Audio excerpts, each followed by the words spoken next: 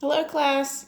Okay, y'all, this is the last standard that we'll be doing in this online learning, and this standard number 3 is probability. For this standard, we're just going to have one set of notes, and that's what I'm going to do today. You'll have one set of practice and a quiz. So it's a very short standard since we only have a few days with this standard. Okay, again, we're dealing with basic probability. So each problem is kind of like a word problem. So you're going to need to pause every example, jot down the problem. I do recommend, it's going to take some time, but I recommend copying down the problem and then starting the video back over to be able to see how you work it out. Okay, so for example number 1 here, we have, I'm going to read it. It says, there are 7 nickels and 6 dimes in your pocket. You randomly pick a coin out of your pocket and then return it to your pocket. Then you randomly pick another coin. Both times the coin is a nickel. We want to know, these are the 2 things we're going to decide for each problem we're going to do. We're going to first decide if this is an independent or dependent event or probability, and then we're going to find the probability of this event occurring. So the first thing is independent or dependent. Okay, so there were 2 times that a coin was picked. Okay, so what we're really focusing on is that second time the coin was picked out of the pocket. We're asking ourselves, was that second coin that was picked, was it independent of the first time the coin was picked, or was it dependent on the first time the coin was picked? So, and there's some key words here to determine if they're independent or dependent. So I'm going to read it again. You had 7 nickels and 6 dimes in the pocket.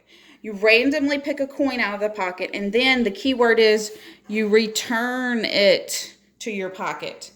Then you randomly pick another coin. So since when you take that one coin out, so we had a total of 7 nickels and 6 dimes. So that's 13 coins together. So when you take the first coin out, you have 12 left. So you took 1 out of 13, more or less. We'll get to that in a minute. But then when you, for the second coin, you either can return that first coin to your pocket or you can keep it out in the situations we're going to talk about. So, but when you return it, you still have 13 coins. Now, if you didn't return it, you would have had 12 to pick from. But since you return it, that means the same number of coins is in the pocket as the first time. So that means it's independent. They are independent events. Independent also means that you can switch the order. So meaning it doesn't matter which coin you pick first. You can switch the order because order doesn't matter in independent. So if it's returned, this is a key word for independent. Okay, I'm going to write it down here again. If you see the word return it, then it's independent. Okay, now we're going to find the probability of that event occurring.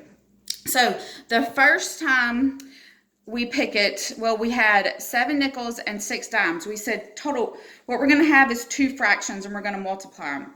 So the first pick, we had 13 total coins, and we're wanting to know both times the coin is a nickel. So we want to know what's the probability of us picking a nickel both times we pick the coin out.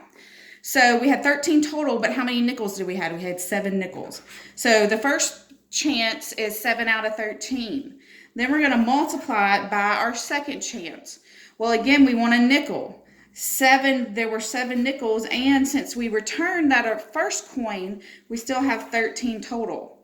So these are both the same, and we're going to multiply them. So that gives us 7 times 7 is 49. 13 times 13 is 169.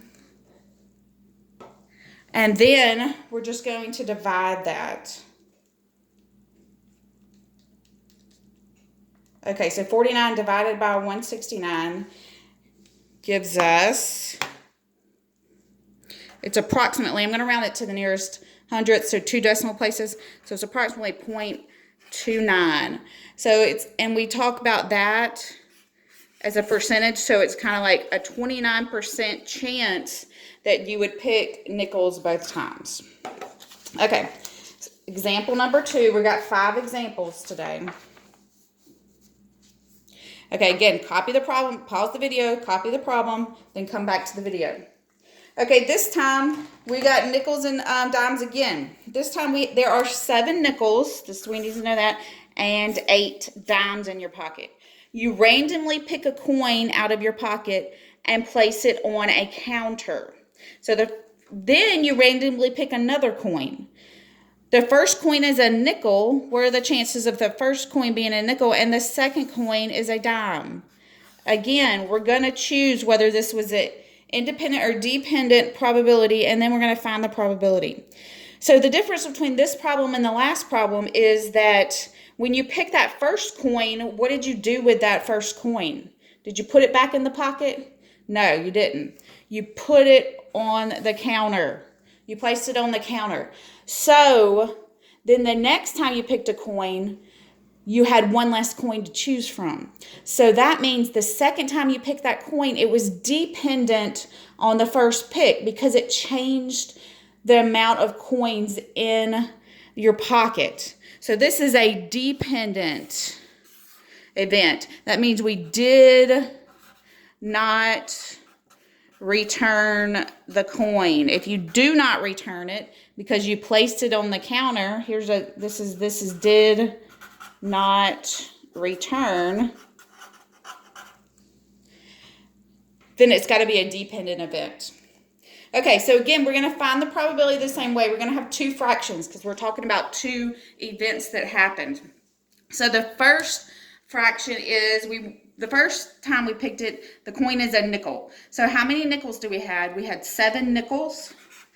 And so it's a chance of 7 out of how many total coins? We had 7 nickels and 8 dimes. 7 plus 8 gives us 15. Then we're going to multiply it by, well, this next time, since we did not return that coin, this bottom number, the total we're picking from, is going to change. Because the first time we picked a nickel, let's say we got a nickel. It doesn't really matter what we got. We went down by 1 coin because we're not putting that coin back in the pocket. It's staying on the counter. So now we're picking out a 14, but the second time we want to choose a dime. Well, how many dimes did we have? We had 8 dimes. So there's a 8 out of 14 chance that we picked a dime. So we're going to multiply this. 7 times 8 is 56. 15 times 14 is 210. And then we're going to divide that. So we're going to say 56 divided by 210. So that is approximately, round it to the nearest hundredth, so it's 0.27. That's our probability, or a 27% chance of this happening. Okay, the next one. Okay, we're done with picking coins out of the pocket. We're going to do some other stuff this time. Okay, example 3. Again, pause the video, copy it down. Okay, example 3 says, you flip a coin twice. The first flip lands heads up, and the second flip lands tails up. Again, we're deciding, is this an independent or dependent event? And we need to find the probability. Okay, so I'm going to give you a clue here, a trick. Flipping coins is always independent. Coin flips are always independent. Because if you flip that coin, the second time you flip it, nothing changed about the coin. We didn't take away one of the sides of the coin to not return it. We can't return a side of the coin. The coin always stays the same.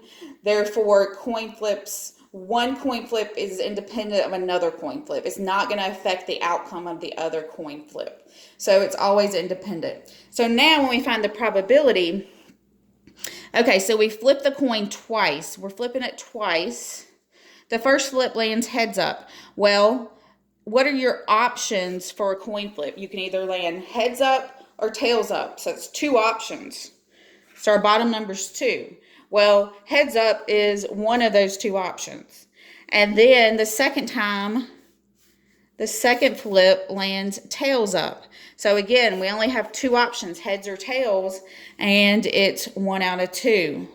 So we multiply those. 1 times 1 is 1, 2 times 2 is 4, and you should know that 1/4 is 0.25, or you could say it was a 25% chance of this happening. So remember, coin flips are always independent.